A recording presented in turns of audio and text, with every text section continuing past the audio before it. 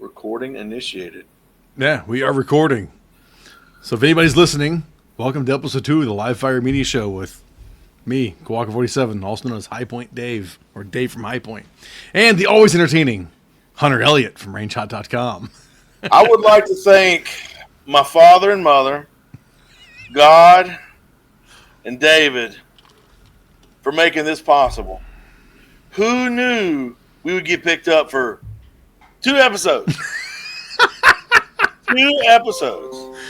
Like, yeah, you do realize this is not like an award or anything. We're just 2 dipshits talking on a camera and to each other. And from the FCC, though, they're like, I'm sure you did. So what's new, man? Well, everything is wonderful other than trying to reconfigure my Panasonic camera so I'd have a little bit nicer webcam. That was a bit of a bust, but work has been a little slow. But I spent the day cleaning the Range Tool AR in 22 ARC. Yeah. Got scope mounted, zeroed in, a Leupold. It is an 8x32 by 56 Mark IV. And it looks like the damn Hubble telescope.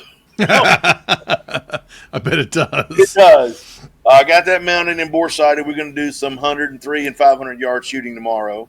Damn, nice. And ordered a set of dies for the 22 ARC from Hornaday this afternoon. Nice. And that really brings me up to speed. Nice. That's cool. How about you? I had a wild thought today. Was we're doing it work wise, planning shit for SHOT Show, trying to get it all ready since we leave out Monday for that, and got the news that we pay all this stupid amount of money to have the booth at SHOT Show. It's a big booth though. No, we're not big by much. I mean, there's much bigger booths, but it serves its purpose. It does as well. But the funny thing is though, we have one TV. It's like a 55-inch TV that hangs right in the middle, which you've seen that thing. Oh yeah. And go figure. I think it's Freeman who runs a lot of this shit on the show floor. They came back to us and they're like, "Oh well, our guys are building your booth for you. Can't put the TV or the TV mounts up for you. You'd have to call our AV outfit and schedule one of their installers to come out for $50 to $150 an hour to install that shit." So it's like, yeah, no, we'll take care of that Monday when we get in. It's like, that's stupid. So with that thought, I was like, okay, I've had a USB drive plugged in for a while that runs a loop of some videos. And the reality of it is, because it's right in the middle of the booth, nobody's watching that crap. Right. They're really not. So a lot of times we just pause it in the High Point logo and it just sits on that for the entire show. And today it hit me, I was like, I'm such a dumbass. Why don't I put the High Point logo spinning and have it spin, change out to the Full Forge logo, and spin, change out to the Inland logo, and back to High Point. But at the same time, that's like animation. I don't know how to do that shit. Oh. So I can do that for $50 to $100 an hour. Well, I kind of figured it out today. It's all right. What I would do is I'd get a piece of paper, right High Point, and the other side I'd write Inland. And I'd my God. Yeah, no, I'm good. I got it covered. I got to test it out. Actually, no, it's funny. I brought the flash drive home with it. I don't know where I put it. But yeah, so no, I basically, in Premiere Pro, got it all set up, so all the little spinny things, and copied and pasted it. So each logo spins for 30 seconds, and it goes to the next one. And then I had it set to do that for 30 minutes. And I think on that TV, then when you plug it in, I can tell it to hit loop on there, and it'll just loop, hopefully, for the whole damn show. Well, if it doesn't, I'm going to make a really big deal about it. I could care less if you do. Because worst case scenario, I can just pause the damn screen on one of the logos again, and that's it, and leave it at that. Just half-ass it. That's right. Sometimes that's all you got to do. Yeah, I'm tracking. But yeah, that's all's relatively new. Other than it made me think of still trying to do photos of that M4 clone for my review that I have written up for it. But I was driving today thinking about it. I'm like, when am I going to get out there? Because it was 6 degrees today. Good gracious. Yeah, it's a little chilly. Then I started thinking about that, and I thought, oh shit, I didn't put anything in there what's the trigger pull on it? Because I've got a trigger gauge from, I don't know if it was Wheeler or Lyman, something like that. I was like, I didn't put anything like trigger pull, what it really is. And that started making my mind spin off. I'm like, does anybody give a shit when you put that in your reviews or not? You know, some do, some don't. I find that it's more important when it's like a carry gun or like a precision rifle. Right. If it's a rack grade AR, trigger pull's going to be 6 to 8 pounds. Yeah. You know, so I don't know. You know, if you don't, that's not an earthquake here in North Carolina, man. That'd be cool though, right? I mean, it's happened. I've been there for one. It has. That's a really good analog special effect, though. I'm charged for that. Anyway, you know, I think if it's simple enough to figure out, you know, then I got a Lyman mechanical gauge, you know, and I use it. I don't know how accurate it is. They say the digital gauges are more accurate, but, you know, I think if you get it, normally what I do, man, is I'll check it 3 times and then round to the nearest quarter pound. Right. So if it's like in between a quarter and a half, I'll go, it's almost, you know, 5.5 or just over 5 1/4. You know, I don't get down to 5 pounds, 2.6 ounces. Yeah. If you're trying to tell me you can feel that, you're full of shit. No, I mean, unless you're, you know, Jerry Mitchlick or Robbie Latham. Right. If you're some like I know a buddy of mine, Andrew Hyder, world-class shooter, and I feel like the one time he had me shoot his open gun, and yeah, it measured in the ounces, and I shot it. I was like, what the fuck, you know? But Yeah. that's a whole other level of shooter, though. I mean, Yeah. You know, man, I got to be honest with you. I'm looking forward to shot. I've got most of my evenings covered, except for Wednesday. Are you coming with us Wednesday? Well, I know we're meeting up Wednesday. I have no idea what the hell's going on. Okay, so we're going to the Guns Magazine party. It's on a rooftop. Guns.com. Yes. No, gunsmagazine.com. Yes. Fuck. I know. I think I have guns.com party. Oh, you're going to love it. And if you don't, we'll jam. But I'm going? Okay. Yeah, I'm afraid you are. You're my date. Oh, Candy, help me. There's something really sexy, dude. You know that little red number you got with the nipples are cut out? No, I don't know what the hell you're talking about. Hold on. Fucking motherfucker. I got a picture here. Yeah, the hell you do. That would be weird if I'm like, right there it is. Whatever. Be some AI fake ass bullshit. That's what that would be. Yeah, AI, actual Dave. Well, I thought you want to try and do an audio recording of this bullshit. Absolutely. When we're out there. Yeah, I mean, do you want to do that on the show floor, or do you want to? Hell, I don't have time for that. I feel like work on the show floor, man. What are you talking about, dude? I can't do a half-ass podcast show on the show floor. Yeah, well, I figured we got Tuesday and Thursday and Monday. Tuesday at dinner. Okay. I'm sure the people listening to this are like, man, I don't give a flying fuck. Sorry, y'all. Yeah, well, that's what happens when it's our show. They're like, I don't give a. How about this, man? To save the listeners, all 7 of you, a lot of grief. I'll just call you tomorrow and we'll get a plan. Yeah, that's fine. See, like I had this little jobby for recording some audio. Oh, okay. I'll make sure I bring that thing, but yeah. Yes, either way, yeah, you're right. We'll meet up and we'll record something maybe, or we'll just go to a party and get inebriated and take some stupid photos and yeah. It'll be fantastic. So, since we got off the last time, we like you said before the show. Oh, kitty cat. This little show. We shot the shit a little bit about the Terminator. Yes. And you had my mind spinning off in a million different ways since then. And you told me a story. I can't remember if we told this on air or not, but you were shooting. Yeah. What was the rifle you were shooting though? Shot through the steel. Yeah, it was a Winchester Model 70 and 300 mag, and it was a 30 caliber pulled 30 caliber AP bullets that a guy had pulled off a 30 caliber machine gun belt, and they were selling them at the flea market. That's right. Okay. Yeah. And I think they were like 177 grain ish. They're not match bullets. Like I weighed them. One would be like 172, and one might be 180. Sure. but they all fell averaging around 177 if memory serves. Well, that reminded me of a buddy and I at the old range, well, several ranges ago, I used to shoot at. We had these like dual, IPSC target hangers, and we always thought they were 500 AR-500 steel because we threw a lot of shit at them and it was never a problem. But my buddy brought out his Savage 338 Lapua, and we're talking like 75 yards, like we're just being stupid with it, and he sets it up, takes a shot, and we see it just smack that steel, and it swings hard as shit. We're like, ooh, that's a pretty hard hit. And kind of like in your story, we go down and look at it, and you get the hole through it, so it was like a hot knife through butter. Yeah. And looking, you could see the rifle twist as it went to that steel, and it was like, holy shit. Well, okay, oops, I guess we're done. But that got my mind then thinking back, like, it muted you.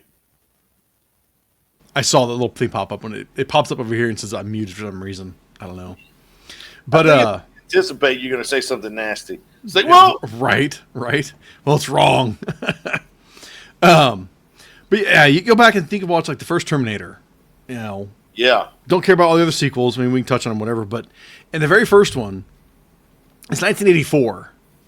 The AR-15 is nowhere near as prolific as it is now, and common. I mean, people have got them. I mean, what was the typical Colt back then? SP01. SP01. Okay. Yeah, they did the SP01, and there was a Armalite. I think Armalite had one out. But still, nothing like it is today. No. So, and every one was going to be in 223 or 556. Right. So you cut to the police shootout scene, which is like one of the best scenes of the whole movie. He's got his AR-180 and his SPOS 12. Blasting a bunch of cops with 38 specials and 12 gauges. You know how you knew that was movie magic? Because that shotgun worked all the time. Yeah. I've got some trigger time behind a SPOS 12, and yeah, I mean, you can shoot one-handed, but yeah, to run that well all the time, yeah, it's a movie magic. Anyway, so I didn't mean to derail you. No, you're cool. But most of the cops, it's 38 specials, 12 gauge. Right. But you get towards the end of the shootout, and what's the actor? Paul Winfield, the black guy. They get the M16, and he comes out and he just hip shoots and sprays some rounds. Immediately, the Terminator turns around.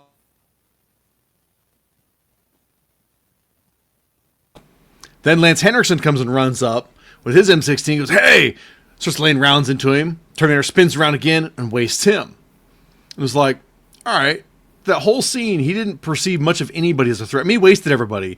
But like he took one shot, he takes a few hits, and he extends out and blasts a guy. But it's like, okay, is it because 223-556 is actually putting damage to the chassis of a Terminator? Well, it's a hyper fast bullet, especially back then, right? And it might have got his attention because it was probably hitting his, steel skeleton. And to think it was, which I go to that one too. I'm pretty sure the endoskeleton's a titanium alloy, if I remember correctly. And it was probably fragmenting like a bastard. And so, here's me. The last Terminator I saw was certainly a newer model.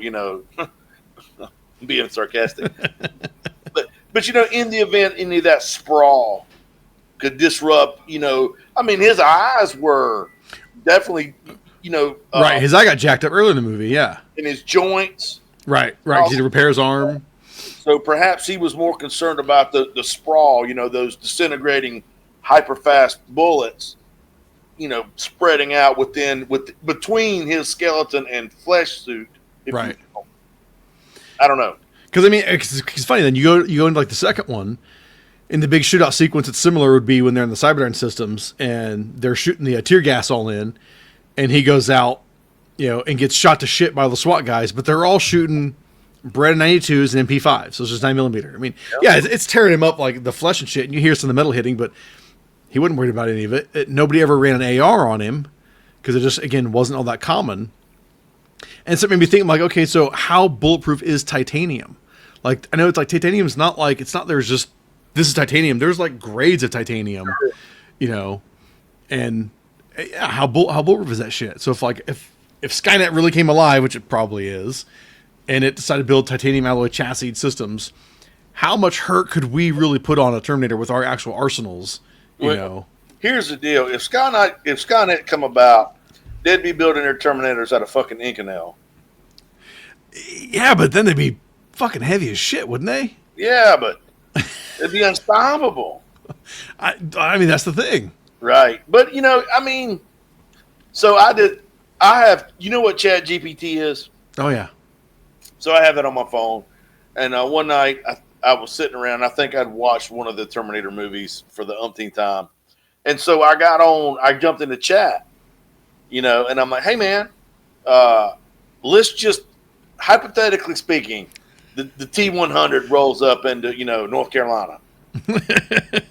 Well, and it's just one of them. Right. Because I enjoy asking weird questions. I'm sure, like, sure. What would be the best course of action?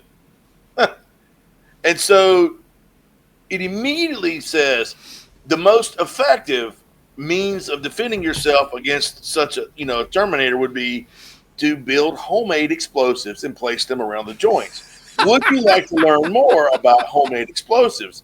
And I'm like, whoa, stop. No, we're just kidding around. No. Dude, that's like back in the day. You could ask your phone, the original Apple talking chick. You could ask her where to bury a dead body or where to hide a dead body, and give you like legit places, quarries, and incinerators and shit like that. That's awesome. Yeah, I was like, oh my god, and then it's like, here are recipes that you can. And I'm sure that if you asked, it would be like, no, we're not going to talk about that. But still, I thought, wait a minute, I don't want to. I know I'm already on a list, and everybody's like, you're going to get your name on a list. Look here, y'all. If you ain't on a list by now, you ain't living right. Yeah. However, there's some lists I want to make damn sure I'm staying off of. I'm sure ChatGPT or any other like AI system out there probably already knows the old school anarchist cookbook, has it all downloaded from the dark web somewhere else, and it'll give you recipes if you want them, probably. Yeah, but I guarantee you, there's somebody watching that, and they're like, oh, let's put a marker behind his address. More than likely. We'll send a drone over his house in the morning. All right, so did you ever by chance see it's the Terminator Genesis. It's the 5th film in the franchise. When it was John Connor got turned? Yes. Yeah. I actually watched it again, like a couple months ago. Like, I'll be honest. Is it as good as the other ones? No. But is it entertaining? Sure, it's still fun. There's some really cool moments in it, like literally the beginning when Arnold fights the 84 version of him. Right. And she uses the Barrett, which is kind of funny. She's using that Barrett to shoot that Terminator. It's like 1984. That gun debuted movie-wise, at least in 87 in RoboCop. So it's like 84. You couldn't have gotten a Barrett 50 cal. Like, she didn't bring it back with her? But suspend disbelief. It's fine. 50 cal would do the job and knock that thing out. Yeah. Well, here's the thing about the Terminator franchise. They were all, the first one or two were great, and the rest of them were really good. Yeah, they vary in degrees. Yeah. But how many other franchises, man, have had 5, 6, 7, parts to that were all worth watching? I mean, okay, you're pushing me into super nerd territory here. I'm like, all right, fine, Planet of the Apes. There's the original 5 films, right? Okay. And now they've come out with they've had their 4th prequel film, and those are all damn good and entertaining as well. But so it's 9 damn films. But it's not commonplace. They'll do a movie, and then you'll get a sequel that might be pretty decent, and by the 3rd or 4th one, you're like, oh, this is shit. Well, they almost did the Predator with what was it, Shane Black's The Predator. That was fucking god awful. And then they somehow rebounded it with Prey with the Native American one. That was actually cool as shit. I never saw that. It's worth watching. It's a solid, like, tied for 3rd with Predators. I watched the one where the old girl went on the spaceship and was battling the aliens. Remember the black girl? No, that's the Alien vs. Predator. That's a whole nother. And she was like fighting the Predator, and she ends up working with a Predator. Yes, yeah. I thought that was pretty. I mean, yeah. Okay, so the ice and saw the old ship, and I thought that was cool. Again, that's you're pushing me into super nerd territory where like I read the comic books of Alien vs. Predator, and those were always way better because they were set more like the Aliens timeline, like out in the future in space, on different colonies, different planets. So when we finally get the AVP movie and it's like present day Earth in Antarctica, I'm like, fuck off. I mean, I enjoyed it, but it's like it should have been something way cooler than that. I mean, well, maybe the budget didn't allow it. oh, that's totally a lot of it. Totally a lot of it. Yeah. I I mean, like I said, that's the nerdy shit I like deep dive into. Is like, oh, why did this movie kind of half suck? Oh, because the studio's like, here's your budget. It keeps shrinking from film to film. We know it'll make money, but here's a smaller budget. Like, what the fuck? and you know, they take a far leap away from the core material that was popular. Yeah. So yeah. Well, so check this out, man. I'm not trying to talk your ears off about this, but let me get my specs on. Oh shit. I was getting my rifle zeroed in, and I'm pretty happy. So I'm looking at some specs here. I got we were talking about this earlier, the 22 arc. Yeah.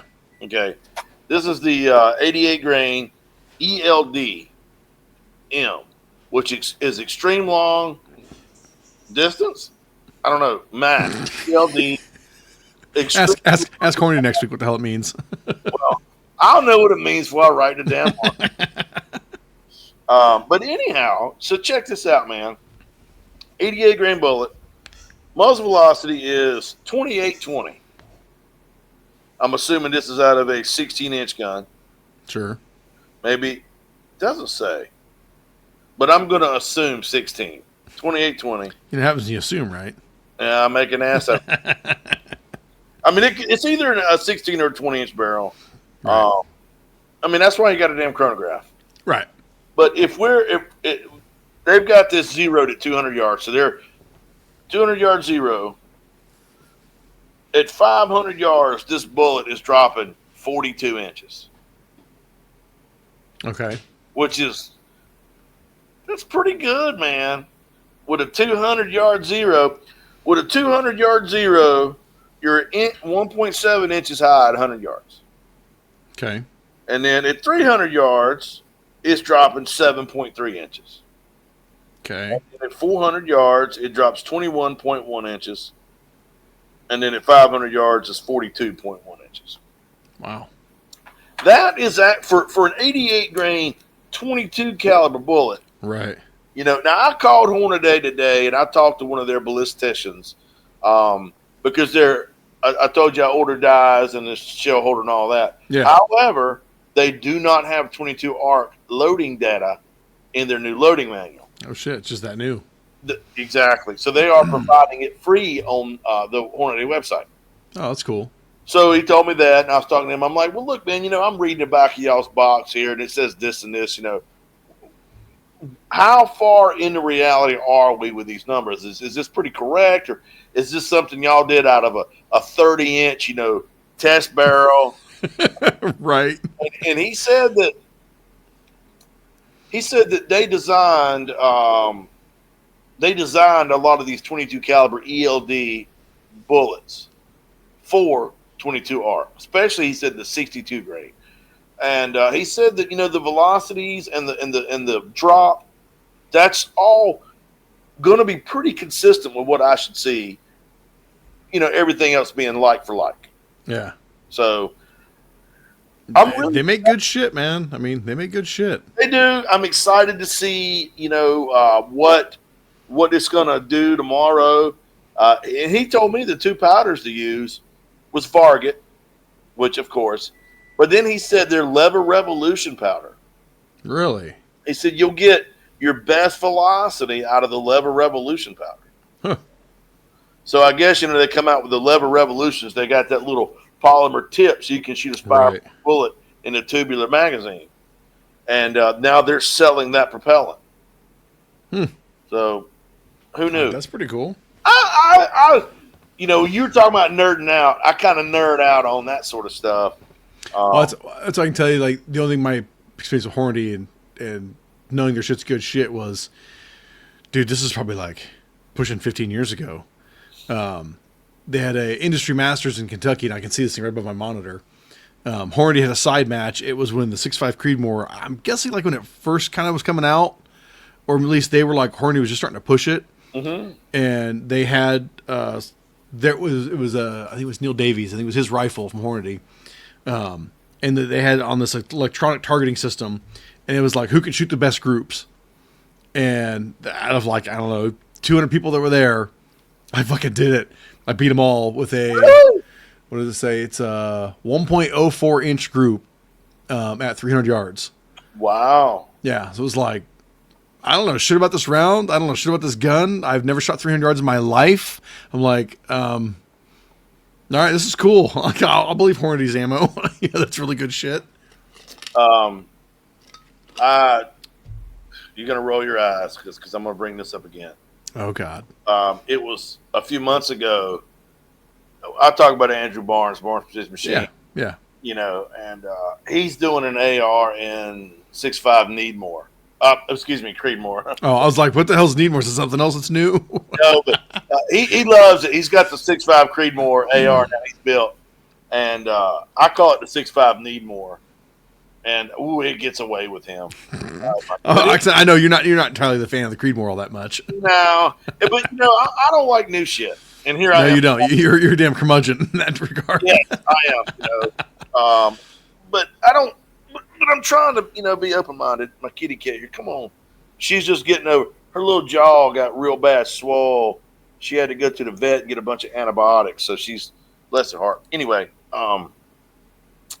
so I took my 220 Swift rifle. Started out life. It's a Remington 700 action and match grade bull barrel, MDT chassis, Timmy trigger. I've had the bolt face trued, the lugs are lapped. I had a lot of work done to the rifle, and I had a bunch of Remington. It was 55 grain Remington green tip varmint bullets. Okay, and it was probably middle of the road, you know, 2010 ammo. It's good. It's not great. It's not a mass bullet. Sure. But if you're shooting groundhogs at 200 or 300 yards, and I had some of that factory Remington ammo, which was, like I said, it's decent, and shot a 2 1/4 inch group at 500 yards with that rifle. Holy shit! Barnes said that was a fluke. Please tell me you did it again. Which I thought it was, and did it again. Damn. And and then he was led, and then he goes, I got to give that a whirl. And if he didn't, I ain't gonna say his group was a little tighter than mine. It probably was, but it might have been like just. But yeah, man, that old, I love that old, you know, that Swift. I'm not gonna talk about it all the time, but yes, you will. You'll bring up every chance you get. I'm gonna try not to, you know. Of course, I'm gonna bend Savage's ear again because supposedly they're going to build a couple. Really? 30-inch match grade bolt guns, single feed, no magazine. Which is what they built you, right? Which is exactly. Yeah, okay. And I got 4 writers interested in buying one, and then Davison was like, "Well, if y'all do it and it works, I'm like, we'll buy 20." No shit. Yeah. So I'm gonna take that Hubble telescope off of that AR and 22R and put it on that jewel. Yeah. And see what's what. That's cool. That's cool. Yeah. Look at you trying to revive. Which, you know, I don't know. I'm a simple guy when it comes to ammo. You know, I only have a handful of calibers. Mostly what I shoot is 223 and 9 with still occasional 45. You know, occasionally 7.62. Very rarely, almost not anymore 5.45. You know, and I've got what? I've got a 12 gauge, it's whatever. And I've got a couple Garins, so 30-06. But I don't shoot that for nothing either. It's mostly 223 is like mostly all I shoot. But I look at like these, you know, in our shop we have one of those caliber charts. Mm-hmm. And it's like, look at all that shit. And you keep seeing all these, like, some of these new calibers come out. I'm like, why? I mean, 9mm alone is a prime example of like, it was being dethroned by what, you know, 40 and 327 SIG. Oh, that was weird. Background noise cut out. But 9mm, then all of a sudden, like, because propellants changed, bullet technology changed, and 9mm like come back and, you know, your gel test, like, yeah, sure, everything bigger, still a bigger hole, but like 9mm still stands on its own against every other damn caliber, isn't the rifle shit kind of the same way? People go back and look at it. I mean, well, yes and no. I think a lot of this stuff is manufacturers developing new stuff to convince you need it. oh, for sure, for sure. There's a fuck ton of marketing that pulls shit like that. Right. Yeah, fuck ton You of know, it. and I was, and here again about this 22R. You know, I was quizzing Hornaday. I'm like, hey man, you know, why? It's cool round, you know, Right. why? And you know, this is what they're telling me. He said, well, a lot of people still varmint hunt. A lot of people still enjoy varmint hunting. And if you want a varmint cartridge in an AR platform, you know, the most popular varmint cartridge today, or one of the most, is the 22-250. Right. Now, that's going to be chambered in an AR-10 platform. Right. And that's the one caveat, I guess, where I could get some of the new calibers, like with the 22R going to AR-15, not AR-10 setup. You know, I get that, but right. So, but you know, I mean, I don't know. I mean, no, I know. Trust me, I'm not looking for an answer to it because that's a huge loaded question. I feel like. I mean, you look at even the most popular deer cartridges, the 308, the 7mm, the 30-06, the 270. I mean, they're all within a hair's breadth of each other, right? As far as, relatively speaking, right? As far as what they could do, but I think and I'll tell you. My thoughts is the reason we've got all these new cartridges is because people like to fuck with things. That too. Yeah. Let me neck this down. Right. Let me neck this. 30-06 to whatever. Right. And yeah, I don't know. There is no definitive answer to any of it. No, I agree. Some of it is just marketing and make something new to sell something new. Mm-hmm. A lot of it really is that, but. Like, it's funny you talked about like 7mm, which again, I don't know shit about it. It's not my thing. But have you seen that Federals put out a new 7mm, 7mm backcountry? Yeah. I mean, it's like, okay, is it going to be anything different? I mean, like, or is it just their marketing shit to try and sell something? And I mean, not knocking Federal or anybody else, but Federals, I think, they had more dead cartridges than anybody. 224 Valkyrie, the 30 Super Carry, and I'm forgetting some more. Dead? I mean, like, because High Point made that carbine, but it's like we're not pumping out more of those things unless there's a demand for it. So I mean, I'd pretty much say it's a dead cartridge. I mean, wow. Well, I mean, I'm going to piss a lot of people off with this. Fuck it. But it's like the 300 blackout. Oh, shit. Yeah, that'll be a spicy take, I'm sure. Go for it. What a fucking piece of shit that is.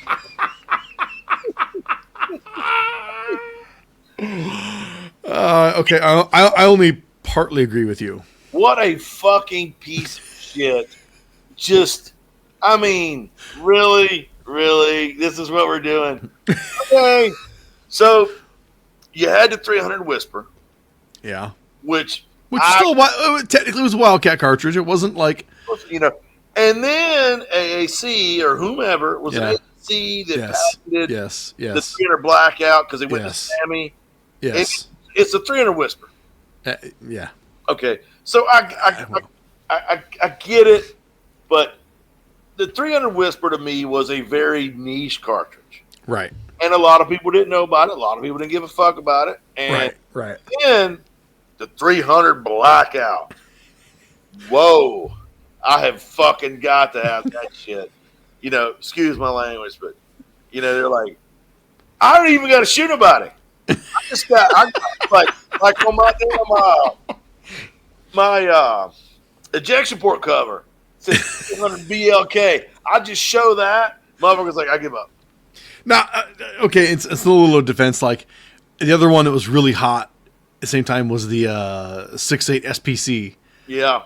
That was to me that was the big like whoopee fucking do. So you made an AK like round to feed an AR out of specialized magazines, and 300 Black on the other hand, at least technically would use the same mags. I'm like, that's fucking cooler. That's way cooler than the 6.8 It's proprietary mag bullshit Right. in an AR platform. It's not. I mean, it looks like a Stanag mag, but it's not a Stanag mag. It's like, what the fuck? So at least Threat Blackout had that going for it. But I also agree with you. Blackout's a little overrated. I mean, The only redeeming value the 300 Black has oh shit. is if you're shooting, a super heavy bullet, like a 300 grain. Yeah, shooting subsonics. Shooting a subsonic, supersonic 300 Black at $3 a round. If you're not loading. Yeah, it's an AK-47. Yeah, it's nothing to write home about. But I feel like if you're going to do that, there are, and if you. So I've done a lot with the 300 Black. I'm like, what do I say? I don't want to fucking piss somebody off, But to get your fucking, I'm gonna buy an AR, and I'm gonna shoot 300 Black out of it. You gotta pick. Am I gonna shoot supers? Yeah. Or am I gonna shoot subs? And that's a huge thing that most people don't even realize. I feel like. Okay, so I'm gonna get an adjustable gas system. Okay, Fine, whatever. And that's gonna help some until you put a fucking can on it. Now, are you going to put a flow-through can on it? Because then that matters. Are you going to put a baffle stack can on it? Because now you got a lot more bag pressure. Are you going to fucking go from your H2 to your H4 buffer when you swap out mags? No, man. What are you talking about? I'm just going to like shoot subs, and when I'm going to go supers, I just got the mag of supers and go supers. All is fine. That's how it works, right? Right? That's the shit out of it, and the fucking thing won't work. I don't know. How'd work? How about the zero difference? Oh, well, I mean, fucking massive with that shit. That's kind of what it's CQB. Turned me off a little bit was that, CQB, it's 0 to 4 inches. I mean, what is the drop from 300 Blackout with an 8-inch zero out to 6 feet? That's honestly kind of what killed it for me. It was like, I get the idea that like they built those guns like the Honey Badger and shit like that, built them to be quieter with more power than like a 9mm MP5 SD. I totally get that. But the reality is when you go with that gun zeroed for that and go, oh, you need more power? Well, you just grab your magazine of supers and throw it in there.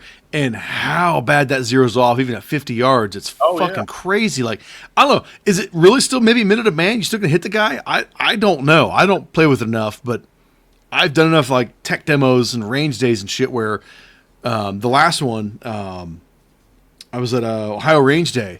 And one of the side bays, they had us shooting different gun optic setups and different companies over there.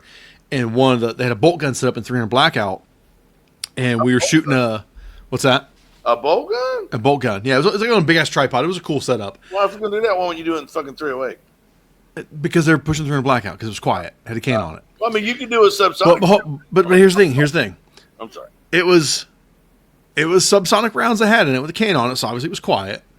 And you were shooting an 8-inch plate, maybe it's a 6-inch plate, because it was only like 50 yards. It wasn't that far. And most of us, myself including, you only had one shot. It's all you got is you're running from pistol to rifle to bolt gun to shotgun. Most of us hitting the bolt gun were missing our shot, even with that crosshair like dead on. It was like, what the shit? And finally one guy goes, oh yeah, I zeroed this thing with supers. And it was like, oh, shit, it's off that much at 50 yards? Yeah, so like, I can't hit a 6 to 8-inch plate. Like, fuck, man, that sucks. So at that point, what you do is you aim at the top of the tree behind the plate, and you lob that shit in. I think it was like guys that would watch each other. We'd all like see like, hey, where are you holding, man? I was holding like 3/4 up. I was holding the top of the plate. Guy holds top of the plate and he hits the 2x4. It was kind of like, oh fuck, so it's getting there. All right, hold a little higher. But. That I don't say it was like the final nail in the coffin for me, but it was just kind of like, damn, that sucks. I've got one 300 Blackout. I've got some supers when we brought the Barnoul stuff in.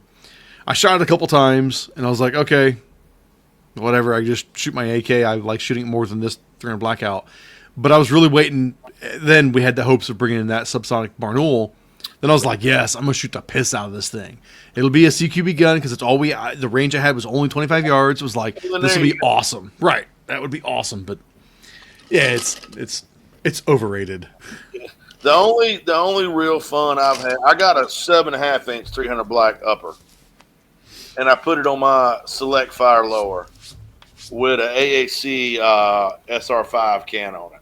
shooting Sierra 300 and I don't know, it was 300 plus grain bullet, Yeah.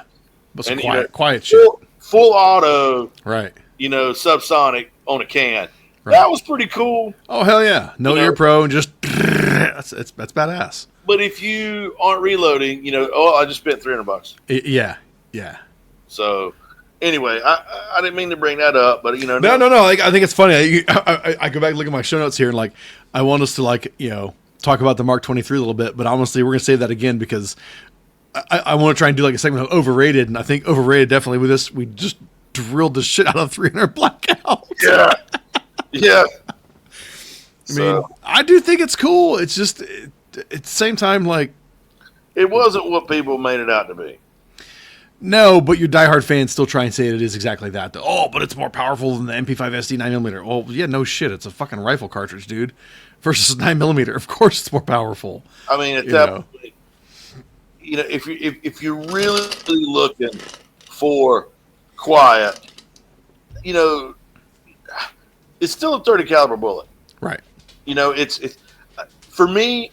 I think what would make an excellent sub gun is if you could do something with like a 4.58 bullet in like 500 grains subsonic, like a 45-70, but design it to work in a AR platform. Well, what about 458 SOCOM?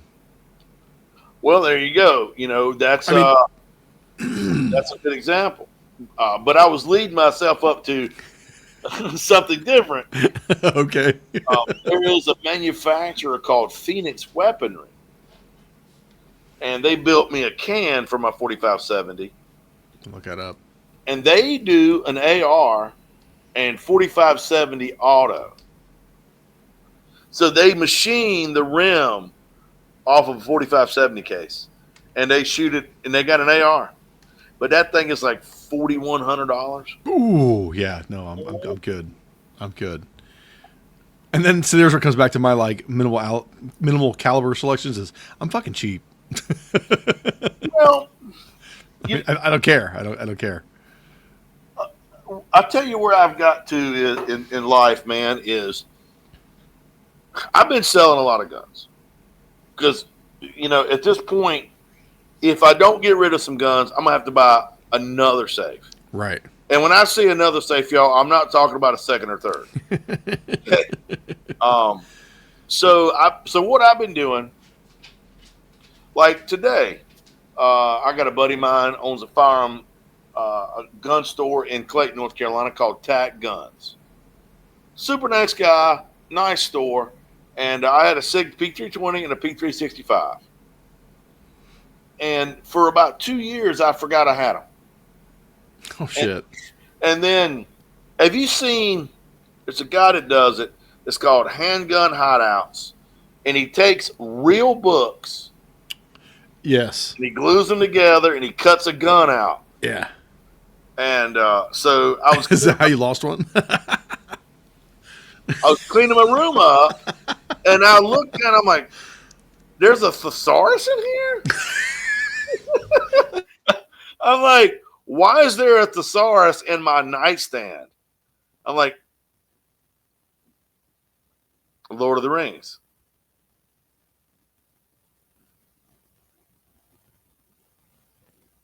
Thing like muted me again. So I'm like, why is there a thesaurus in my nightstand? I pick it up and I'm like, this is a heavy fucking thesaurus. You know what I saw? A damn P320.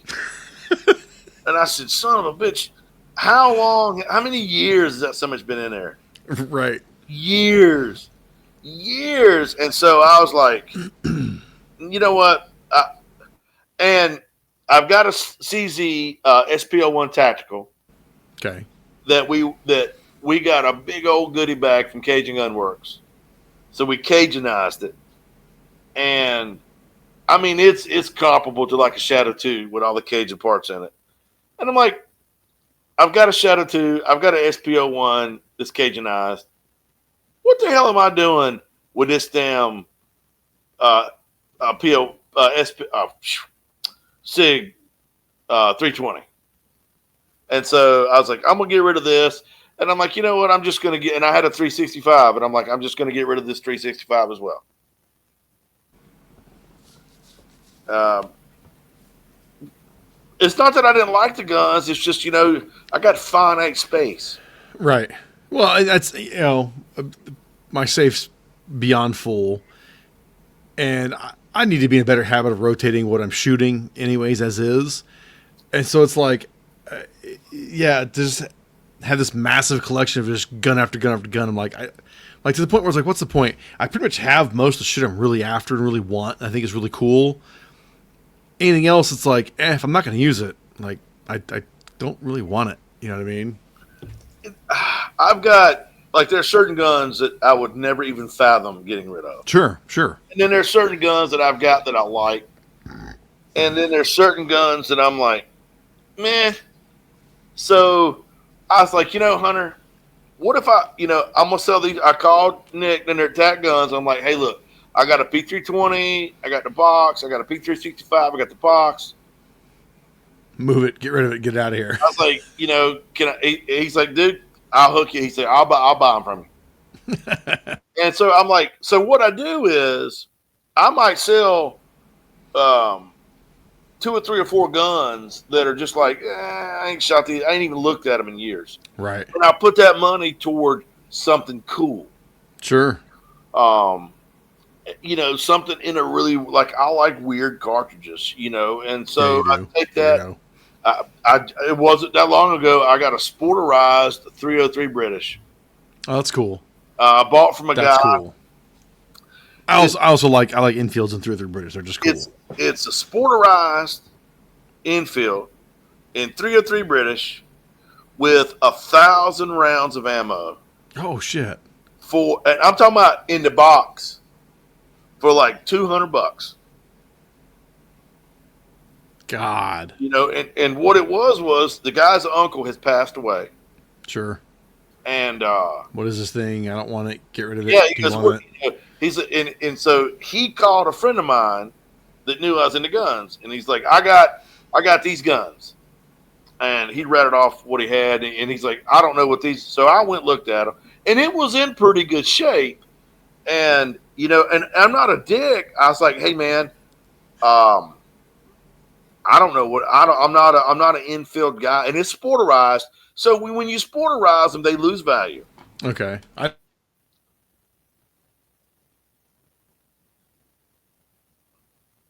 What does that mean when you sporterize one of those guns? Oh, they cut the stock down. Okay. They cut the barrel down.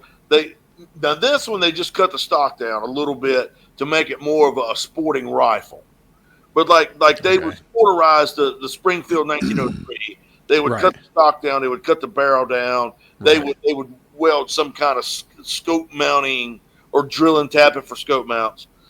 So it was sporterized. And I'm like, I don't know what this thing's worth, man. Right. I was like, so what do you want for it? And I thought he was going to hit me with $500, and I was going to try to talk him down a little bit. And he goes, look, man, I'll take $300 for it. And so I bought it. I'm like, you know what? I said, it's probably worth more than that, but I don't know. But here's $300. And then as I'm leaving, he goes, hold on, I got this box that goes with it. And he opens this cardboard box, and it's just like a case of ammo. And I'm like, what do you want for that? He goes, here, I want to get rid of this stuff. Oh my God. He's like, help me. So what I did is I called a bunch of friends of mine, and we all kind of came together, and he had a shotgun that I bought, and it looked like a Mossberg Maverick. Okay. But it was not. It was like some kind of, I'd never heard of it, but what I think it was a Mossberg Maverick that they made for somebody else. Because it looked just like it. The Maverick was the 500?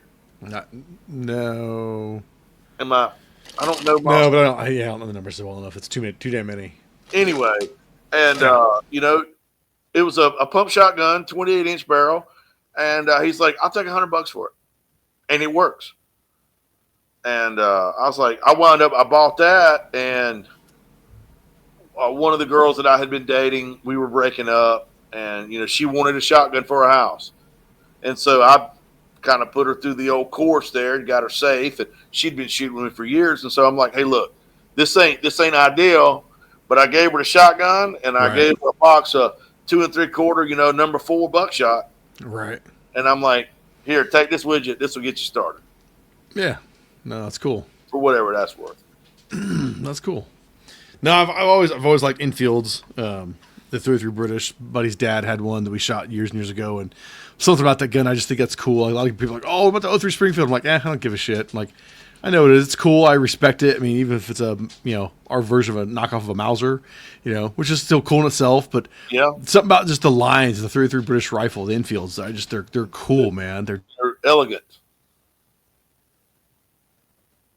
This damn thing, I don't know why my mic keeps cutting out like that. I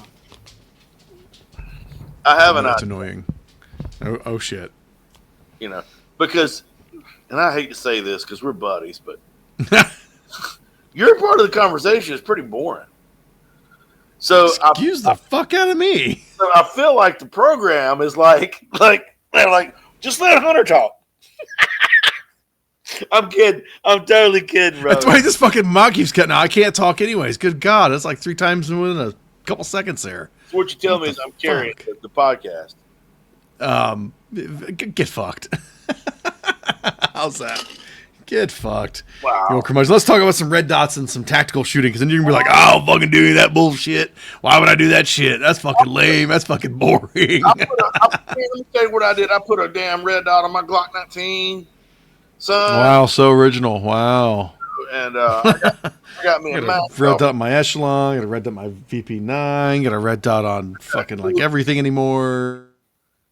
My Glock 19 match gun got a 43-pound trigger. 43-pound trigger.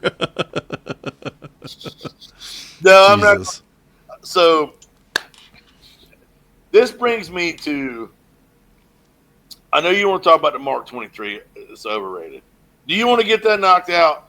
Because not with the way my mic keeps cutting out. That's annoying as shit. No, because I think that'll be a fun, get to the point where we're screaming and yelling at each other. All right, well, I'm going to step on my soapbox a little bit, if you don't mind. No. Keep carrying the show. Keep talking. Keep rambling. Yeah, go for it. I'm gonna fucking pose a question to the. I am not convinced that we're not living in a time where there's infinite universes. The multiverse theory. Sure. Sure. It's plausible. Sure. Why wouldn't it be? I mean. So here's what I'm going to do. I'm going to pose a question, and then I'm going to pray that question resonates through these infinite multiverses. Okay? And then it's going to some brilliant motherfucker that's going to have an answer. And through the technology of religion, he is going to be able to answer this. All right? So hold on, let me get some ice water here. Yes, let's pose. What is this groundbreaking multiversal question that's just gonna shatter everything we know? And all right, dare I? Oh, shut up! Just do it already. Do you get that? You get the reference though? Dare. No, I'm drawing a blank on that one. Blazing Saddles. I don't remember that one. I don't remember that bit. I remember Blazing Saddles, but I don't remember that. All right. Anyway. Great movie, though. Yeah.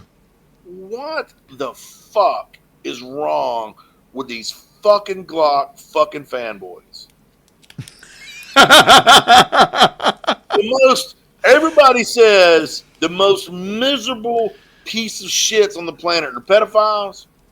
But let me tell you what. 0.2 mils above a fucking pedophile is a Glock fanboy. Oh, come on, man. Come on, is that any different than 1911 fanboys of days gone past? But look here. I mean,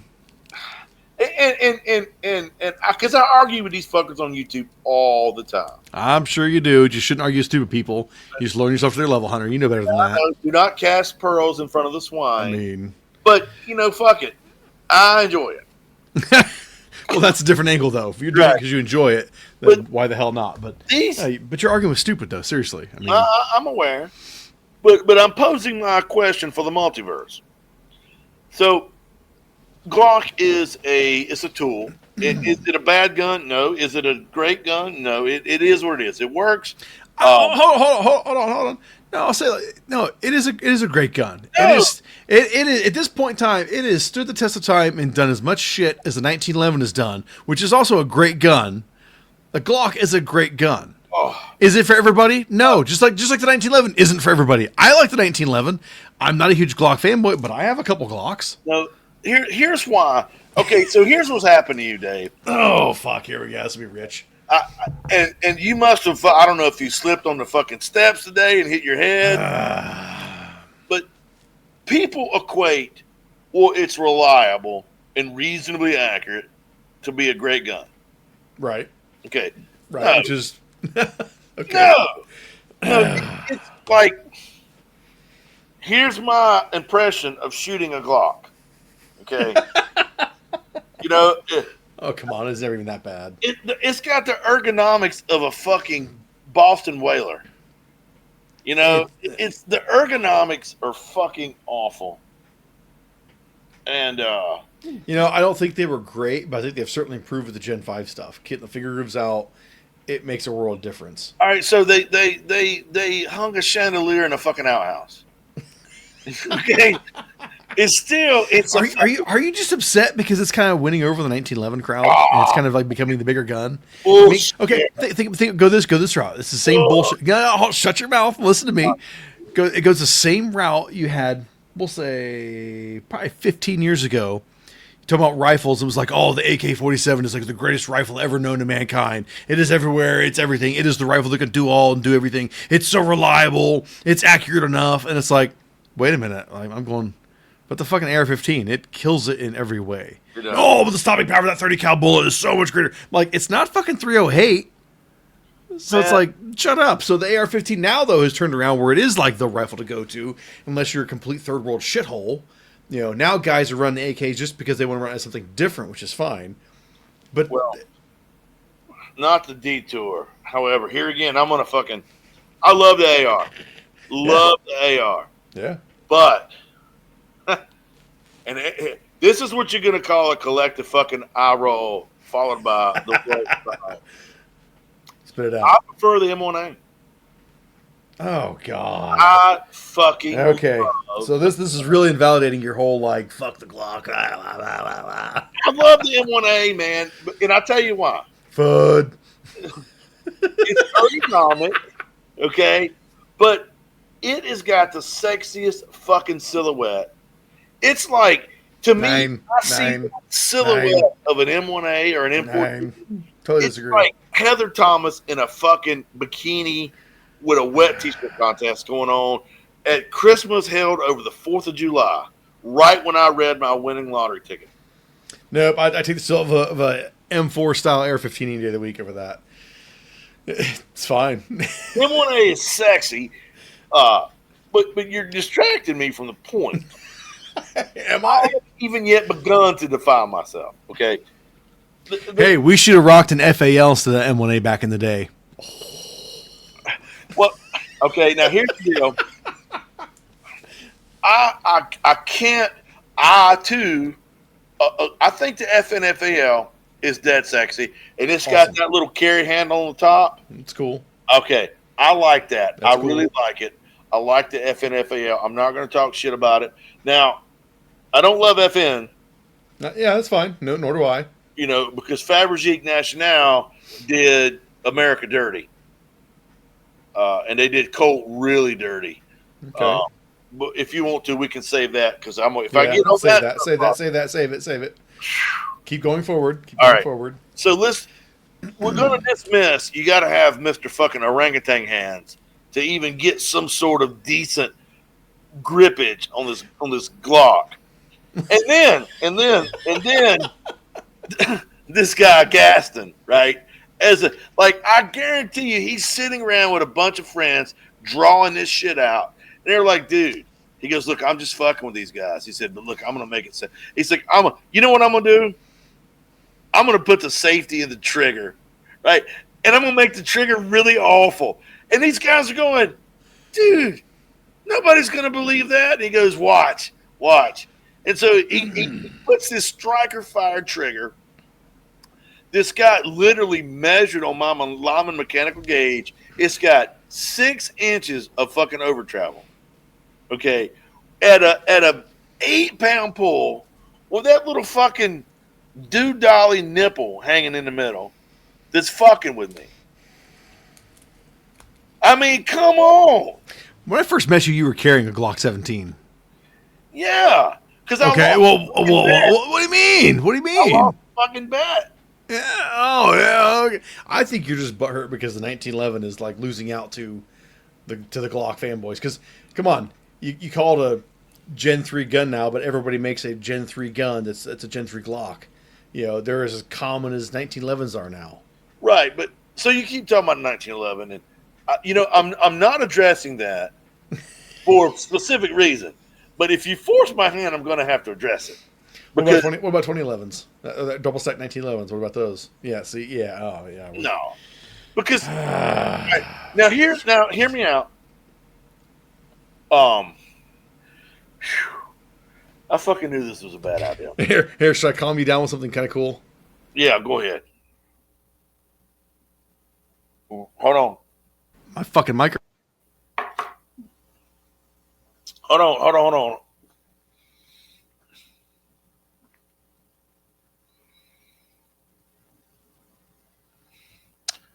It's not focusing.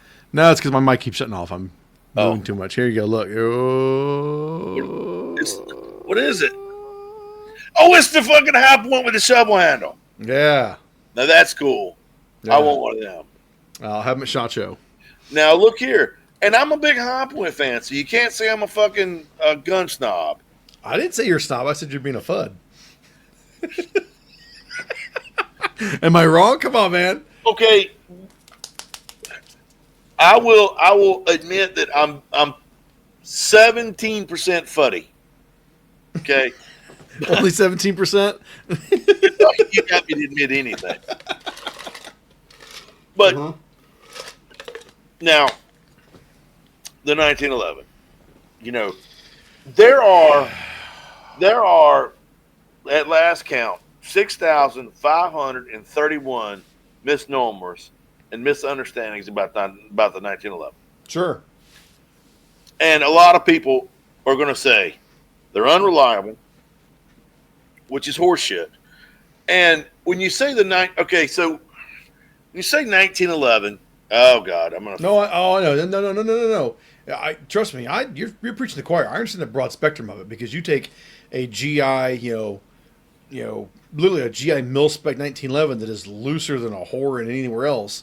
It will run forever like a Glock would. They're just as reliable. But the problem is, guys buy super tight tolerance, overbuilt, probably not even built right 1911s. Yeah, Kimber. In your experience, yeah. Kimbers and get something like that, and they go out and it's cold out. Like right now, let's see, what is it? It's like 6 degrees where I am right now, I think. And if it's sitting holster for a bit, that's 13 degrees out. Yeah, it can absolutely lock up. I've had it happen to me and my other buddies. We were running some really tight frame 1911s, and guess what? They locked up, and the Glock doesn't. It's like, oh, that's my Glock is so much better. But I pull up I've got an old. Do you remember these? The Maxi Llama. Yeah. Yeah. So it's just like basically just a GI 1911. It's loose as shit, but dude, that thing runs like a champ. And I bought that for $300 20 some odd years ago.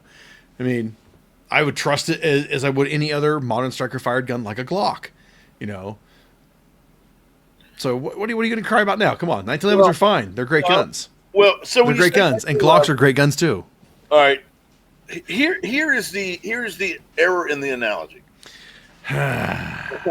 When you say 1911, oh God, and I'm not being pedantic just for the sake of being pedantic. When you say 1911, that means it was made in 1911 to 1920 something, till the A1 models came out. Sure, okay, Jesus. Right now, it's like everybody calls all Glock Gen 3s aren't created equal.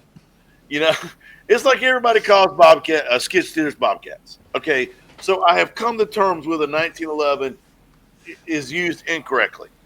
It's fine. Same as AR-15. Yeah, and it's exactly right. Sporting rifle is what they should call Yeah, fuck all. It's called an AR. it, which is fine. Dude, I'm at the point anymore. If you want to call it an M4, I don't care. It doesn't bother me anymore. It used to bother me. Now I don't give a shit. Oh, my M4. Cool. It's got an M4. Cool. Rocket. Who cares? Right, and I'm not being pedantic for the sake. I can't just rip one. God, That's disgusting. Dog farts are bad enough. I don't imagine cat farts. That's disgusting. Goodness. Ooh, that would knock a dog off a shit wagon right there, son. Little Shug. Hey, just say it. Glocks are fine. Nothing wrong with them. I guarantee you, the Geneva Convention would get involved with it. Okay, honey, I don't know what you ate, but you got to get down. You just shit and wow. Sorry. That's straight up chemical warfare right there. I look at a Glock like I look at a hammer. It does its job, and it's a crude weapon. You know, I look at the 1911 like I would look at a rapier. You know, you got a battle axe over here. Oh my god. Okay, and then over here you're running a claymore, or even maybe like a rapier or a gladiator, or, you know, something that is more elegant. It is more gooder. More gooder. I don't think your blade analogy is really holding up here, pal. No. I mean, I'm telling you. You're saying a Glock's like an Urukai fucking blade, and 1911 is like the fucking Narsil, from Lord of the Rings. Yeah, come on, man. Like it's the more refined. Stop it.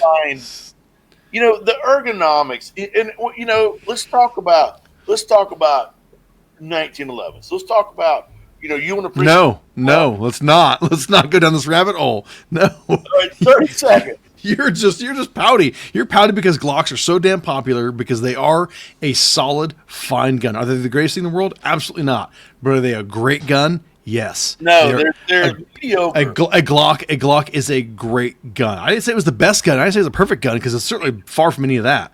But it is a great gun, just as the 1911 is a great gun. Just as I'll say the Springfield Echelon is a great gun, as most HK's handguns are great guns.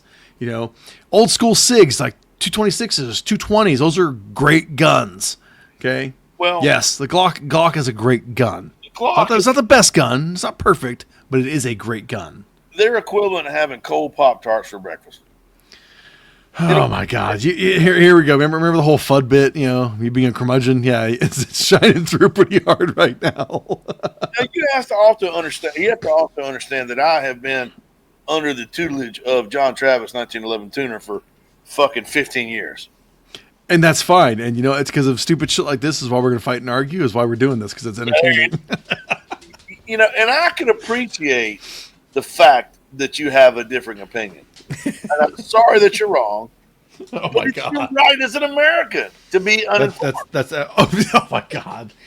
And on that note, that was great, everybody. I hope you enjoyed this random slashing of bullshit. Right? I'm feeling like an episode 3 is unlikely. Oh, my God. Well, at least the fact that we'll be at SHOT Show for that one, so it'll be probably really retarded. Oh, my goodness. Yeah, I'll be drinking. This is probably retarded enough, but aren't you drinking now? Yeah, I've got this bottle of Monte Lobos artisanal well water. Uh-huh. Yeah. I felt a water. I felt a tickle in my throat, and it's getting cold. I thought I might have been coming down with something, so I'm gonna boozing it up. I'm gonna self-medicate. I got my buddies are blowing me up in a text because we started playing a game. I think it was this weekend, a 4-player co-op game. You're in space, you're in a ship, and each person's got to man a position on the ship. So it actually ends up being really cool. You actually have to work together and communicate together and do shit. And they're blowing me up. They're like, dude, were you gonna play? And I was like, no, I gotta do a podcast. And they're like, oh, dude, we made it this far. Did this shit. I'm like, damn, that probably been more fun than this. Bull. I'm teasing you. But they are blowing me up with it. It's like, okay, got it, cool. You made it further. Zach Hine is just texting me. I'm gonna tell him to stand by doing the podcast. Oh, you know Zach, right? Yeah, I know Zach. Dude, we went to the Korean barbecue joint. What was that? Year or two ago. Yeah, that was delicious. Zach loved it. I loved it. Candy loved it. You were the only person that didn't like it. Damn curmudgeon. Okay, hold on. Don't even tell me nobody else liked it. You're the only one that didn't like it. Hold on now. You got to fucking you're painting me out to be the bad guy without sharing the details. What? It's Korean barbecue in Vegas. You cook all the shit yourself. Yourself. Plus unlimited sushi, which is fucking fantastic. They bring you a plate of fucking raw meat, and you got a little grill in front of you in the middle of your fucking table, and you got to cook this shit yourself. I could have went to the fucking grocery store and bought that. So not only did you not enjoy the food, but you didn't have a great time, and the rest of us, I'm pretty sure we all had a great time laughing, shooting the shit, and having fun out there. You're telling me you didn't have a great time? Okay, well then shut the fuck up. You'll go again. But damn it all, I want somebody to bring me a plate of cooked fucking food. Oh. They're like, here, cook this your damn self. And you remember that? Actually, I'm pretty sure that was Zach's idea too, because it was Zach's idea. I said something about sushi, and you were like, and Zach goes about Korean barbecue, and I was like, yes, I'll find something. I would eat that before I'd eat cut bait. Oh my god, you're killing me, man. I went and had sushi with Zach 2-3 years ago, man, at this place, and let me tell you something. I love sushi's delicious. I loathe it. It's delicious. But he's like, so good. Have an open mind. I was like, all right. So I went there and I ate it. It was the fucking starfish roll and the dragon feet roll and all that bullshit. I ate enough of it to where he knew I'd give it a try. And I got back to my room and I fucking retched for 15 minutes. My guts emptied that shit out. And I found a Denny's, and I went and got a plate of biscuits and gravy. Oh, my God. And I'm like, biscuits and gravy and sausage to the rescue. Because that shit right there, it won't fit to eat.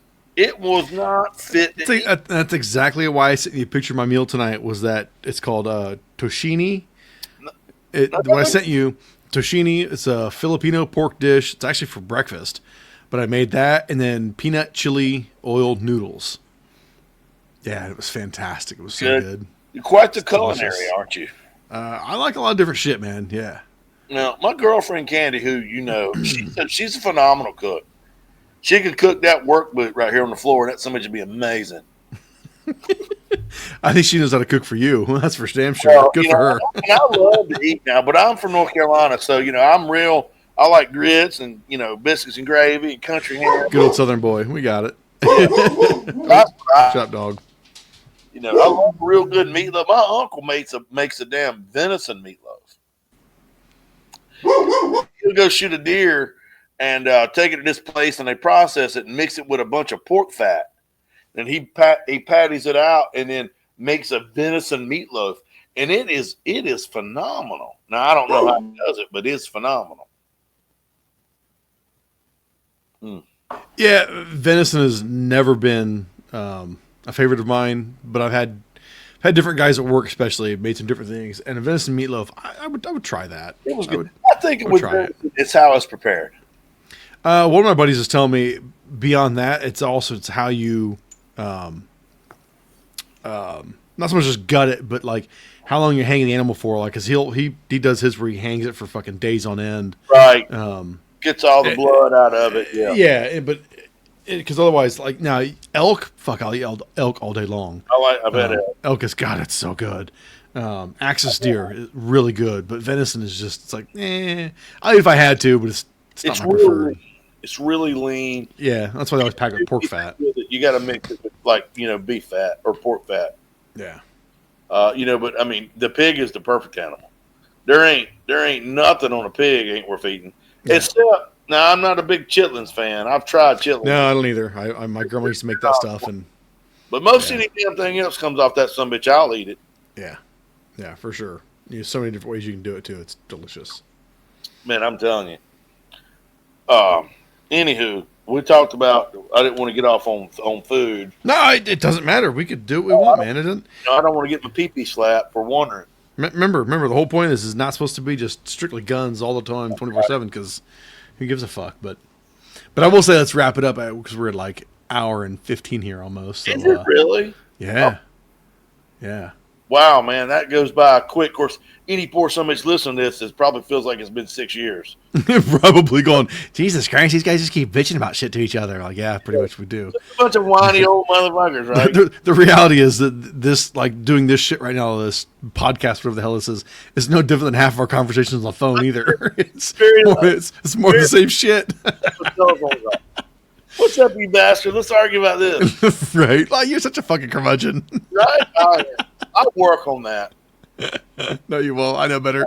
Dude, Chad and I were arguing with you last year at SHOT Show about you being a curmudgeon because you're like, I'm only reviewing this, that, and the other. Like, yeah, you're only reviewing things you actually like and nothing else. Well, yeah. Well, it's not very broad. But here's the thing, brother. If you... No, I know. I get it. Like, to see something that's completely stupid and you're disinterested in, how can you actually do a justifiable review on something?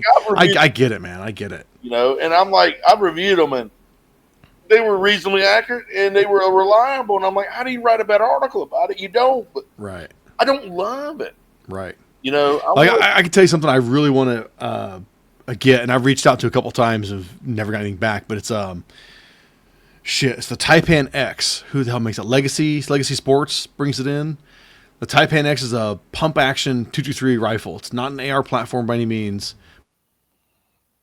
Okay, Legacy Sports. They're a distributor. Yeah. Boy, distributor, importer. They do like all the Howa stuff. But the Taipan X is just cool. I just like it, and I'm like, I want to review the damn thing. I probably never buy one if I don't need one, but I think it's something about it's just kind of cool and different. You know, I've got to contact Legacy Sports because I've done a bunch of Howa reviews. Well, see if you can get a Taipan X, and I'll. Well, why don't we're at SHOT here again? I know we should be a phone conversation, but we'll walk down to the booth. Okay, I think they're right next to us. I can't remember if that was an NRA or if it was SHOT Show. I feel like they're like right across from us. Yeah, they're pretty close to you. I think they are. If nothing has changed, which I don't. Yeah. Fuck, who knows, man? We'll find out Tuesday when we're there. Are they already setting up the sands? Today's Wednesday. Probably not, because I think there's something else there. They'll probably start Saturday. It'll be Saturday, Sunday, Monday. All right. Because we get in Monday and we'll set up our guns and our TV since we're not hiring that AV company. It's fucking stupid. Well, I'll text you when I'm wheels down in Vegas. I figured you would. And we'll see what's going on. Maybe we can get lunch or something. Okay. All right, man. Well, I really enjoyed it, brother. I really did. Thank you for coming, hanging out. And I say, well, I'm the one. You know what I mean. Thank you for coming over here to the Range Hot Studio. Your co-host, dipshit. You know. Well, thank me for hanging out. This is what we're going to do. I'm trying to be cordial, you bastard. Yeah. All right. Awesome, man. Well, look, I want you to take care of yourself. Be safe. Tell the family I asked about them, and I'm sure I'll talk to you between now and then. Oh, I'm sure it will. And for anybody still listening, yes, he is this genuine. He is this high maintenance. This is how Hunter Elliott really is. Very high maintenance. But totally worth it. I'm like the trophy friend. Dear God. Cool. Well, I hope everybody enjoys listening to this. A whole no audience now because we're just recording this shit because we still don't really know what we're doing. But till next time, right? Till next time. I'll see you in the funny pages. Peace.